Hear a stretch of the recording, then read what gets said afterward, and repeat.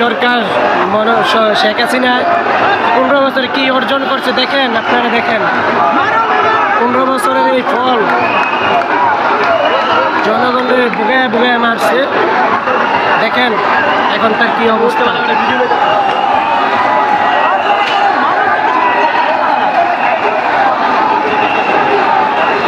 নতুন করে আবারও দেশ স্বাধীন হলো।